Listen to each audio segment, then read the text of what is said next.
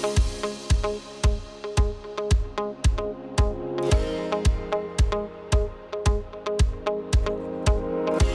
next guest is on a mission to get his generation on the Bitcoin bandwagon. Gary Leland is the Bitcoin boomer. Gary, welcome to the show. It's nice to see you again. Nice to be on the show. I think this is the first time I've been on this show. This is the first time. Of course, people who watch Biz TV are familiar. You have the Bitcoin Boomer show that airs right here on Biz TV.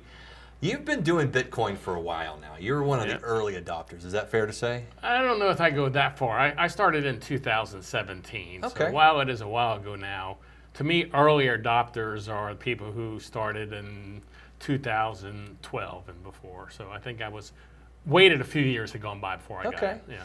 Well, I say that because you know, your entire career, you've always been one of these outside the box thinkers. You're always looking for new ways. I mean, we could spend a whole show talking about your career, but what was it about Bitcoin that got you excited? Why did you even get into it in the first place? Well, I would have gotten into it sooner if I had been explained what it was correctly. You know, the first time I was someone explained to me what it was would have made me an early adopter, but they explained it to me as online stocks. And I wasn't interested in online stocks. I'm not good at picking them. That's why I pay someone else to do that. Okay. But then a few years later, in 2017, I overheard a conversation about Bitcoin, and the person talking to his friends about it explained it as the internet protocol. Okay. Then when I heard internet protocol, since I started my first e-commerce in '96, almost 10 years earlier, I was really interested, and he explained it as the only protocol for the internet that had not been created was a protocol for money. And that's what Bitcoin really is. It's an internet protocol for money on the internet.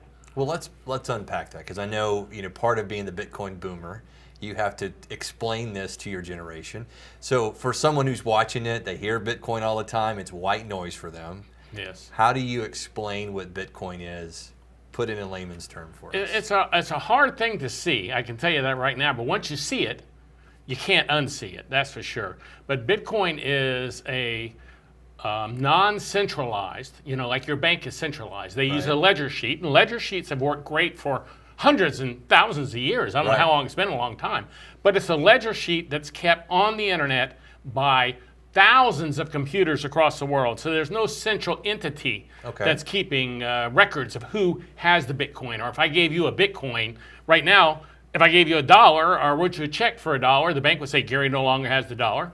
Gotcha. Did you have the dollar? Okay. But on the internet, if I gave you a Bitcoin, thousands of computers around the world would all verify and keep record of that you have that Bitcoin now, and I no longer have that Bitcoin. That's what took so long for there to be internet money, is there was no way to prove who had it. Anything else on the internet, whether it's video, photographs, anything, you can just make a copy of. So up till Bitcoin, if I had some money and I gave you $1 of internet money, I could just make 1 million copies and have $1 million. And that's the key. That's the key. That's what changed the whole thing and made Bitcoin different than anything that had been tried before. By the way, you're more than welcome to give me one Bitcoin. What would one Bitcoin be worth today? Well, today it's on sale, $44,300. That's a good price considering it was $64,000 just a few months ago. And that's another thing people have a hard time with. Sure. It is a volatile asset. It's a new asset. It's only been in existence 12 years.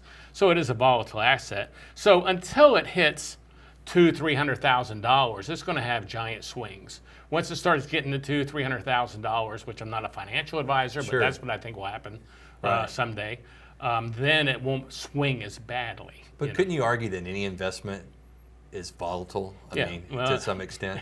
And we saw what happened to Facebook just a few weeks ago, a week ago. It dropped a ton. But that's why so many people want Bitcoin, is because it's volatile. That it has a chance to go up so high. Sure. If it wasn't volatile, it would just go up a little bit and at a time instead of being able to really jump. It could be $100,000. We're talking it's February right now, middle of February. It's very possible it's $100,000 by the end of the year, by this Christmas. Not saying it will be. Very possible, though. Full disclosure, Gary's the reason why I'm investing in Bitcoin. You got me into it. You made me a believer. And look, we've not been putting as much in, but we've already seen a larger return on our Bitcoin over the last year than we've seen in some of our other investments. So now you're on this mission, and when you described yourself as a Bitcoin boomer, I bet you never dreamed, because you've been known in other circles, right? I mean, you've had famous podcasts talking about softball and so many other things in your career. Did you ever think you'd be the Bitcoin boomer? Well, yeah, I kind of like gave myself that title, so I probably should say yes. You know, I heard people giving boomers a hard time for ruining the world and ruining the planet, and I just said, I never did anything wrong to anybody. I said, dollar was already off the gold when I was in high school, right. And they took it off silver when I was in elementary school, so I didn't have anything to do with ruining the world. So I said, I'll take that handle, the Bitcoin boomer. Sure. And it stuck real quick. It didn't take long because people were getting upset at being called boomers, and I didn't understand it. Did they not look in the mirror every day?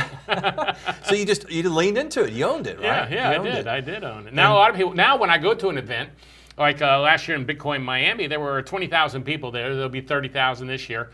Hundreds of people kept coming up to me to shake my hand, going, I'm a Bitcoin boomer too. So I felt like I made being a Bitcoin boomer cool. That's cool. Yeah. That's right. No, I think that's good. That's a great. And of course, you've always been a marketer at heart, though, right? Yeah, I am just an old salesman from South Carolina, I always say, even though I'm from Texas now. But I have been a marketer. You know, when I was a little kid, I used to want to do TV commercials, ads and stuff. I don't know why, but I remember that. I even wrote some ads when I was a kid in TV commercials. So you wanted to be the pitch man, huh? I did want to be the pitch man. I could see you on an infomercial pitching it, right? And then I became a salesman. And then Sure. Podcasting became out, and I became a podcaster, and videos came out, and I became a videographer. You started the first podcasting conference, but now you're doing conferences for Bitcoin. Right. Listen, are there credible Bitcoin conferences and not? I'm not going to ask you to unbreak it, but how do you know it is a credible place to go? Because people are looking for resources in order to invest in Bitcoin. Well, first of all, I think my conference, the BitBlock Boom Conference, is very well done, and it's very respectable. But most of the time when Bitcoin goes up like it is now, conferences come out of the woodwork. People who do videos come out of the woodwork. All the scammers come out of the woodwork when it comes up like it does. If it drops, they'll all disappear again until it comes up. The main thing in my beliefs, and as you know, I'm just into Bitcoin. I'm a Bitcoin maximalist. I believe Bitcoin is the only way to go. We don't talk about the other cryptocurrencies. I don't talk about them. I'm not even asking you about them. Yeah, because I don't care about them. I think they're all trash. There's no use for them long term. They will all disappear long term, I think. And actually, most of them could be hit by the SEC, as far as I'm concerned, as illegal, being illegal. There you so go. where Bitcoin, got about 30 seconds. So. Well, there is no main office for Bitcoin. So there's no one for the SEC to get mad at there. There you go. It's the Bitcoin boomer. It's Gary Leland. You got time for one more segment? Yeah, sure. I want to talk about this book that he wrote and your recent trip to D.C. You are watching Create, Build, and Manage Daily. I'm Scott Miller. We'll be back with more right after this.